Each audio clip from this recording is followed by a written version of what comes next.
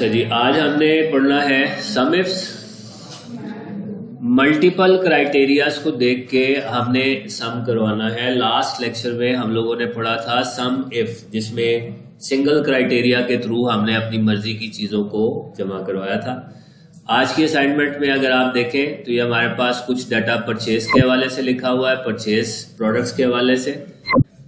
Product का नाम लिखा हुआ है, प्रोडक्ट की टाइप लिखी हुई है और उसकी क्वांटिटी लिखी हुई है। तो हमने जो स्टॉक जनरेट करवाना है, टोटल परचेज को हमने देखना है।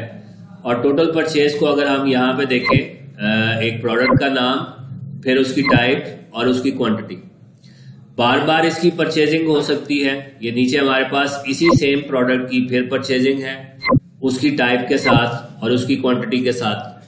तो हमें इस दफा जो जमा करवाना है वो एक तो हमने प्रोडक्ट को भी देखना है, दूसरा हमने टाइप को भी देखना है, तब हमने क्वांटिटीज को जमा करवाना है। इस मकसद के लिए फंक्शन इस्तेमाल होगा सम इफ्स। सेम शीट के ऊपर रहते हुए काम कर रहे हैं, रेंजेस आप वैसे सेलेक्ट कर सकते हैं, लेकिन बेहतर है कि आप इनको नाम दे दें। पहला काम हम रेंजेस सेलेक्ट करके कर लेते हैं, दूसरा काम जो है वो हम लोग नेम्स डिफाइन करके कर लेते हैं।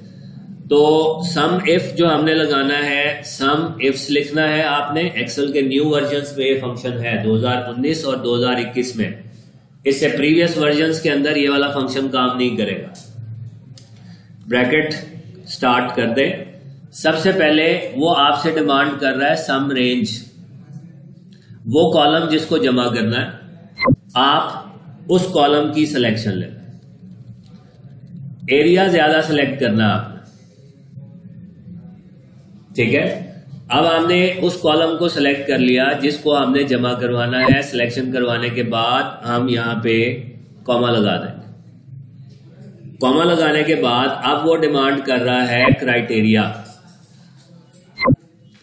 किसको देख के जमा करवाना। पहले मैंने इसमें रेंज दे दी प्रोडक्ट वाली, ठीक है। प्रोडक्ट वाली रेंज हमने यहां पे पास कर दी सारी। इनमें से कौन सी प्रोडक्ट बताना भी है आपने, वो चाहे आप इन्वर्टेड कॉमास में हार्ड कोड कर दें, चाहे आप किसी सेल में लिख दें। मैंने ये वाली प्रोडक्ट सेलेक्ट कर ली, सिंगल सेल। सारी प्रोडक्ट्स में से ये वाली प्रोडक्ट, कॉमा, फिर आप टाइप का जो आपके पास क्राइटेरिया रेंज है वो दे दें, और उसके बाद इसमें से कौन सी टाइप, ये सिंगल सेल के ऊपर आपने लिखा हुआ, ठीक है।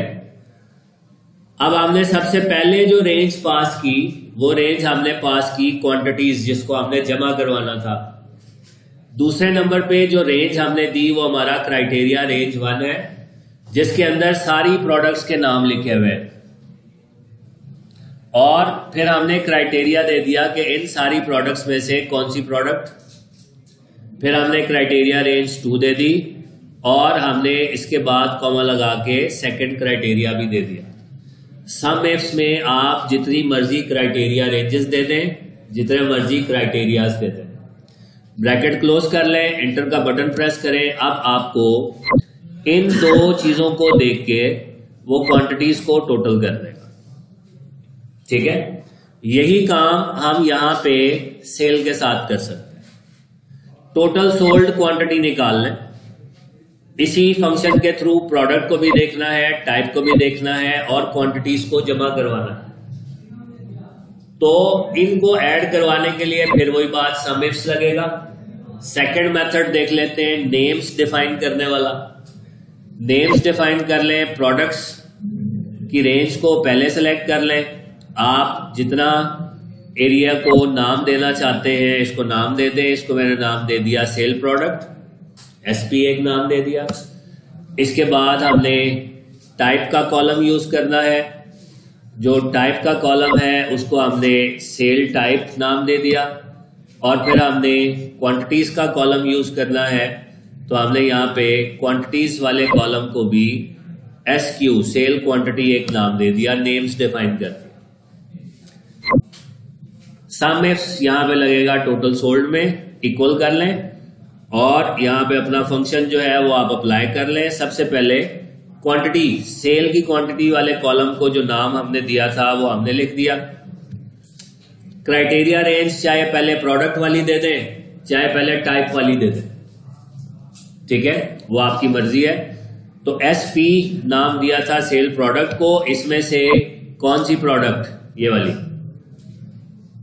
कॉमा ST टाइप को नाम दिया था, कॉमा इसमें से कौन सी टाइप, ये वाली, ब्रैकेट क्लोज, एंटर का बटन। अब हमारे पास आंसर मिल रहा है 1। आप इसको चेंज करके देख लें, टाइप को चेंज करके देख लेते हैं। हम यहां पे लिख लेते हैं रेगुलर, एंटर प्रेस करें। देखिए परचेज की क्वांटिटी भी बदल गई, सेल की क्वांटिटी भी बदल गई। अब यहां पे देखो पेप्सी रेगुलर यहां पे है, फिर हमने पेप्सी रेगुलर यहां पे, उसके बाद पेप्सी रेगुलर यहां पे। क्वांटिटीज को जमा करके देख लें, आंसर आपको एक्यूरेट मिल रहा है। आज की डेट में बिल फर्ज मैं फिर यहां पे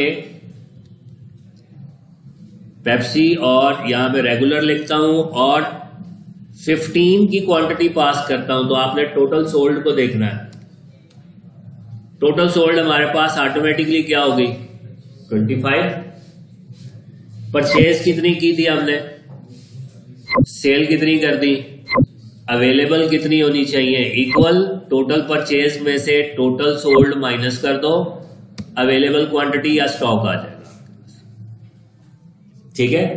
इसके ऊपर कंडीशनल फॉर्मेटिंग लगा सकते हैं अवेलेबल के ऊपर।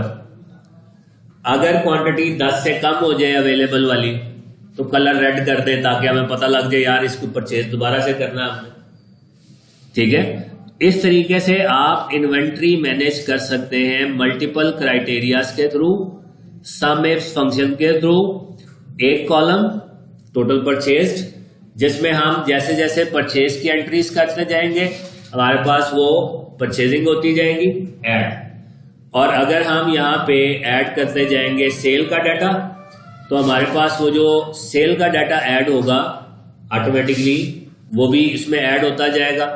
अब ये देख लें, अभी हमारे पास पेप्सी जो रेगुलर है ऊपर अगर हम गौर करते हैं, अच्छा एक और काम कर लेते हैं। अभी मैं जब स्क्रॉल डाउन कर रहा हूं तो वो जो आपने कैलकुलेशंस की हैं ऊपर, वो कैलकुलेशंस गायब हो जाती है।